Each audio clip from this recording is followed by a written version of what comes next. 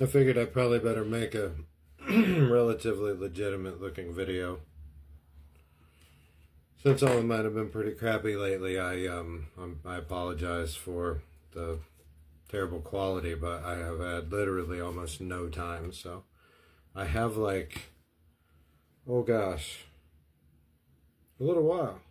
So I thought I'm going through this new quote unquote job, the advocacy job that I have acquired, and I'm starting to get the emails from the onboarding process. So hey, we are off and going. It is super cool.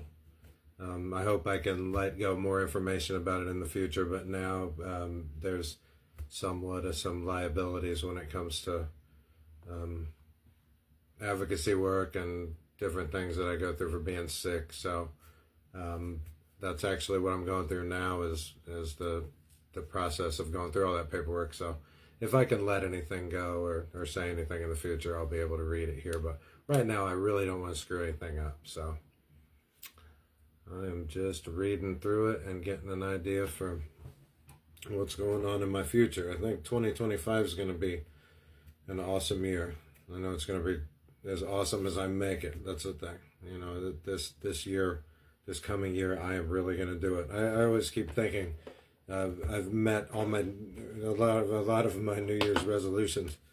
So the last 2 years when I've turned the year on New Year's Eve, last year I did not have to make any New Year's resolutions really at all. It was okay because I lost quite a bit of weight by then and I was really on the health kick, and you know, I suppose a resolution of that year could have been beating cancer, which technically I have, but unfortunately tomorrow I have a bladder scope, and it's been kind of freaking me out because this is kind of the year, 1 year after my diagnosis and surgery, and it seems through the statistics that I've read and the studies that I've read, when we talk about reoccurrence rates, as far as the ones for the bladder cancer that I'm talking about, it have been like 1 year recurrence rates. You know, this is what comes up statistically in the studies over and over again. So the last one was like 3 months ago and he didn't see anything, and I'm quite happy about that. But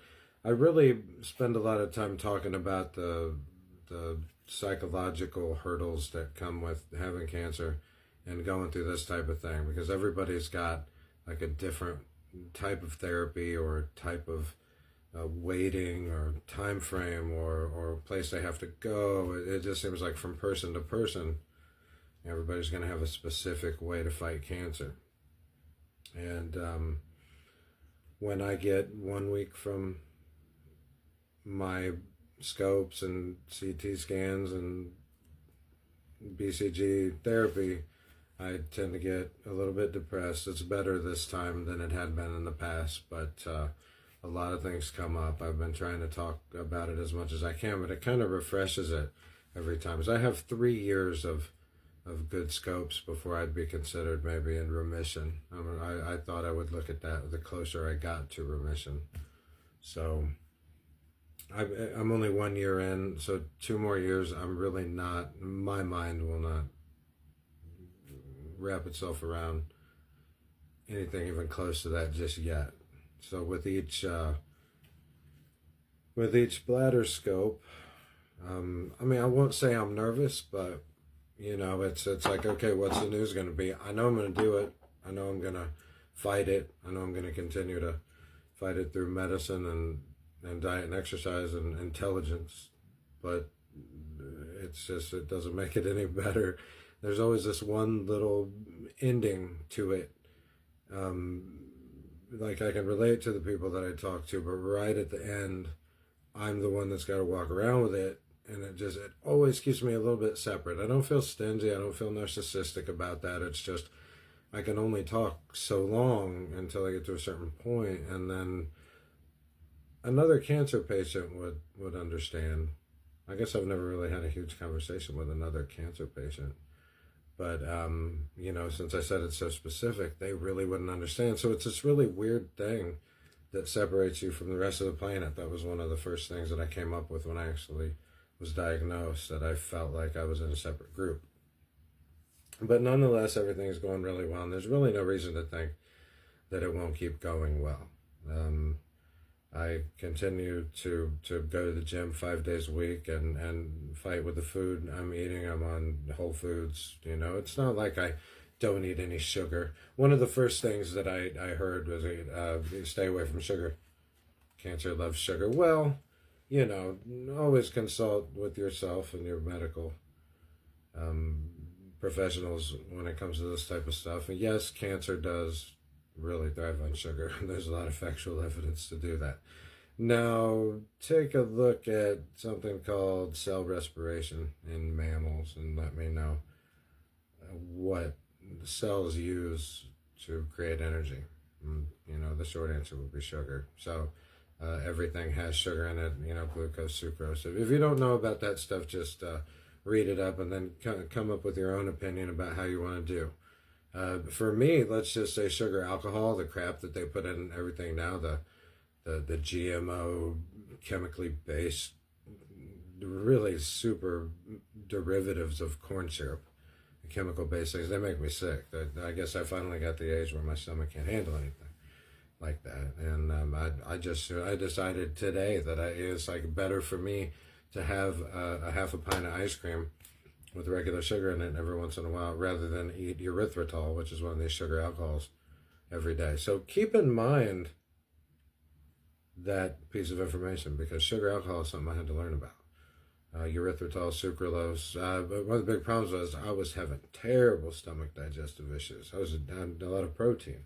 I was following the advice of people online because I've been lifting a lot. And they're like, protein, you know, so I was like, get protein. But after a while, that stuff kind of builds up in your system. And I really work out a lot, and I've gained a lot of muscle, but I felt heavy with protein. So I cut back on the protein and some of the protein supplements, and I feel a whole lot better. Kind of upped my carbs. I got more energy. I'm happier. And I got some sleep, and it helped my sleep. So it's this big circle of information, and you have to experiment. That's one thing I understood about dieting. I always try to preach to people the ins and outs of dieting, and being a fat person like I was at over 300 pounds, there is a very marginal difference between the way that you feel, the way you live your life, and several different points when you lose weight. I'm just 170. And I've been bulking up. I weighed 164. I was down to 162 not too long ago. And I said, you know what, all these guys are talking about bulking up and lifting weights. I'm kind of done losing weight, which was crazy to say. And then I started bulking up. So I've gained, I've gained 8 pounds from that. But to be honest, I settled around 166. I'm to 170 now. That's kind of my gauge. So I've gained 4 pounds. That's very normal. People gain quite a bit more on bulking. If you're interested in that with weightlifting, look up bulking up and dieting down when it pertains to weightlifting. I've seen great gains over the last 7 days because I started eating correctly and I found out what my specific physiological processes were, the types of foods that my body needs in particular. So keep that in mind when you diet, especially if you used to be overweight, that your body is going to need and crave and metabolize foods in a totally different way. I feel like just a totally different guy. So, it looks like my 10 minutes is almost up, TikTok, which unfortunately everybody has to deal with that, but that's good because I talk too much. But, adventures in cancer advocacy are coming up, and adventures in weightlifting, and adventures in whatever comes up in 2025, man. This year I am going to do this. It is going to be way different than any year in my life.